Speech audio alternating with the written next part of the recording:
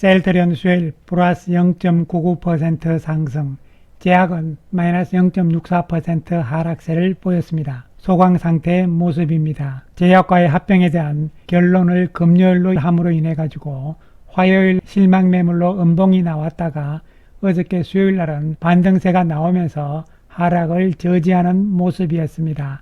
외국인들은 오랜만에 39억의 매수고요. 반면에 기관들은 71억의 매도로서 연이틀 매도세가 나오므로 우려심이 좀 나오고 있는 상황이고요. 한편 제약은 하락세가 나오면서 연이틀 음봉이 나타났습니다. 외국인들은 15억의 매수, 기관들은 3억의 매도를 보인 상황입니다. 수급적인 측면에서 먼저 봤을 때는요, 외국인들이 8월 8일 이후 연 4일째 매도를 하다가 수요일 날은 소폭의 매수로 전환이 됐습니다.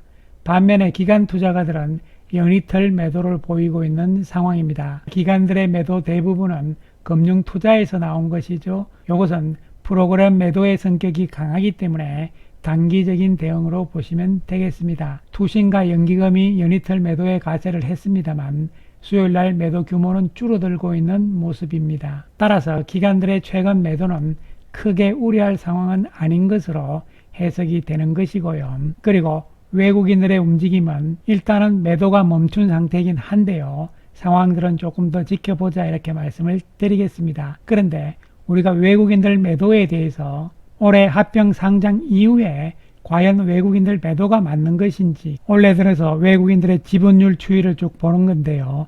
요 그림을 봤을 때는 최근 들어서 계속적인 매도잖아요. 그런데 이 부분에 대해서 우리가 몇 가지 생각해 볼 필요성이 있는 것이죠. 일단 1월 12일 합병 상장 이후에 외국인들의 셀트리온 지분율은 21.98%죠. 좀 더 구체적으로 보유 주식 수로 보면요. 4,840만 주대가 되는 것이고요.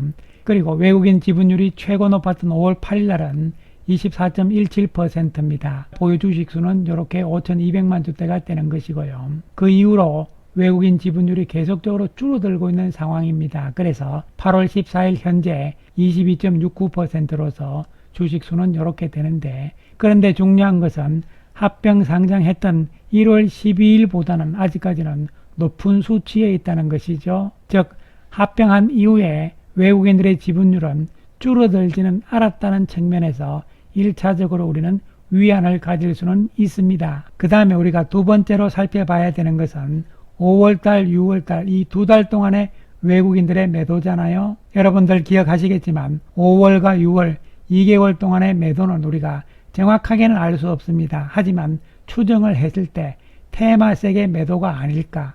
또한 5월, 6월 테마색이 매도한 주식 수는 추정으로 약 250만 내지는 300만 주 정도가 되지 않을까 생각을 합니다. 물론 이것은 아직까지는 추정 상태이긴 합니다. 왜냐하면 이 부분에 대해서 회사 측에서 공개를 좀 해줘야 되는데요. 어쨌든 간에 그런 상황이기 때문에 만약에 이것이 테마색에서 나온 매도였다면 주가라든가 이런 거와는 관계없는 테마색의 지분 정리 과정이잖아요. 그렇기 때문에 이 부분들을 제외를 한다면 실제적으로는 1월 12일 합병 이후 외국인들은 매도한 것이 아니라고도 볼 수 있는 것이죠. 물론 최근 추세적으로 8월 들어서 매도가 많이 나오곤 있지만 이 매도는 프로그램 매도의 성향이 강하다고 말씀을 드린 바가 있잖아요. 또한 어쨌든 매도라고 본다 하더라도 테마색의 매도를 제외한다면 실제적인 수치 개념에서는 외국인들이 합병 이후 큰 매도는 없었다고도 볼 수 있는 것이죠. 그 이야기는 합병 이후 외국인 자금들이 매도하고 나가지 않았다는 것이죠. 즉 합병 이후에 외국인들 쪽에서도 장기적인 성격의 패시브 자금들은 별로 나가지 않았다, 팔지 않았다는 측면으로도 추정을 해볼 수가 있는 것이죠. 이렇게 된다면 오히려 외국인 수급은 우리가 우려할 상황이 아니고 긍정적이다 이런 측면에서 접근을 할 수가 있는 것이죠. 그렇기 때문에 주가 역시도 박스권에서 유지가 되었다고 해석을 할 수가 있는 것이죠. 그렇다면 앞으로는 단기적인 외국인들 말고 장기적인 성격의 패시브 쪽의 자금들 유입 이런 부분들은 결국은 셀트리온의 펀더멘탈 실적과 연관이 될 수가 있는 것이죠.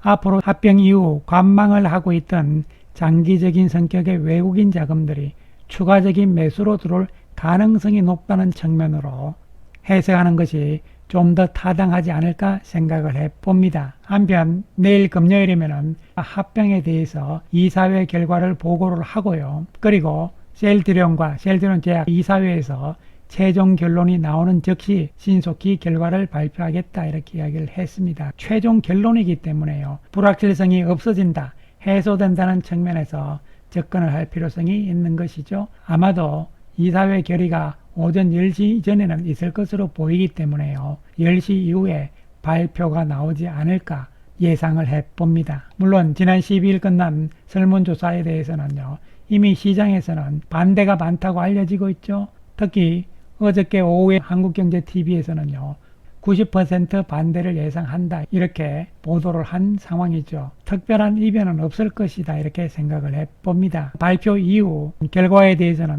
승복을 하면서 주가의 부정적인 영향은 없어야 되겠죠.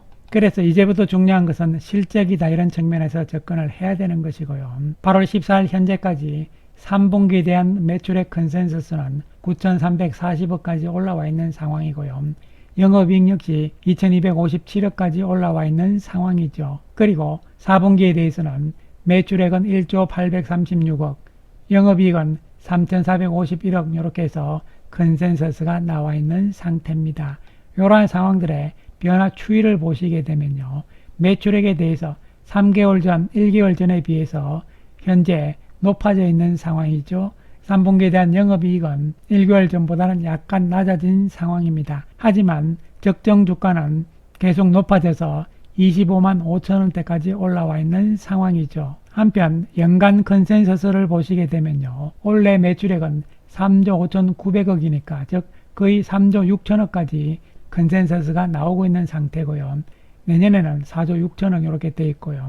그리고 올해 영업이익 역시 6,595억 원으로서 작년 영업이익보다 조금 더 많은 수치가 나오면서 합병 원년의 후유증을 완전히 해소했다고 볼 수가 있는 것이죠. 그리고 25년의 영업이익이 1조 6,500억으로 크게 증가할 가능성이라고 보시면 됩니다. 연간 컨센서스 역시 시간이 지나면서 수치가 커지고 있는 상황이죠.